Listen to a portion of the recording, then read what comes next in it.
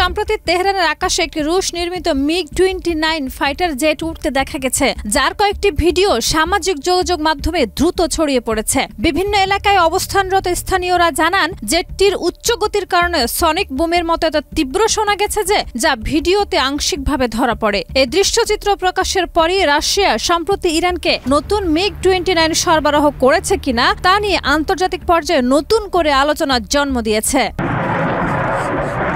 এই পরিস্থিতিতে ইরানের স্থানীয় গণমাধ্যমগুলো দেশটির বিমান বাহিনীর বরাত দিয়ে জানায়, দেখা যাওয়া জেটটি ইরানের নিজস্ব বহরের এবং কয়েকদিন আগেই আনুষ্ঠানিকভাবে ফ্লিটে যুক্ত হয়েছে। তেহরানের উপর দিয়ে উড্ডয়নের ঘটনাটি ছিল একটি রুটিন প্রশিক্ষণ বা পেট্রোল ফ্লাইটের অংশ, যদিও ইরান এটিকে স্বাভাবিক কার্যক্রম হিসেবে তুলে ধরে। ভিডিওগুলোর জনপ্রিয়তা ও মানুষের প্রতিক্রিয়া ঘটনাটিকে আরও গুরুত্ব দিয়েছে।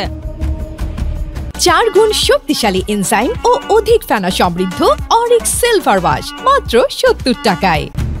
গত কয়েক মাস ধরে আন্তর্জাতিক সংবাদ মাধ্যম ও প্রতিরক্ষা বিশ্লেষকদের মধ্যে ধারণা তৈরি হয়েছে যে ইরান রাশিয়ার কাছ থেকে নতুন MiG-29 জেটের একটি ব্যাচ পেয়েছে বা পেতে যাচ্ছে। অনেকেই মনে করছেন, সম্ভাব্য এই জেটগুলো ইরানের ফার্স প্রদেশের সিরাজ বিমান ঘাঁটিতে মোতায়েন করা হয়েছে। ইরান আগে থেকেই কিছু পুরনো MiG-29 ব্যবহার করে আসলেও নতুন বা আধুনিকায়িত জেট পাওয়া দেশটির আকাশ প্রতিরক্ষা আক্রমণ সক্ষমতায় উল্লেখযোগ্য উন্নয়ন আনতে পারে।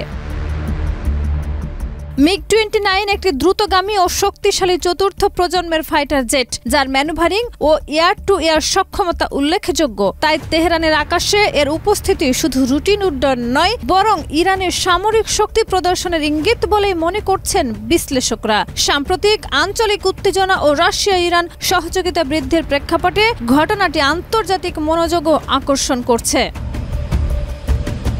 শাহিদা রুবি, মাই টিভি।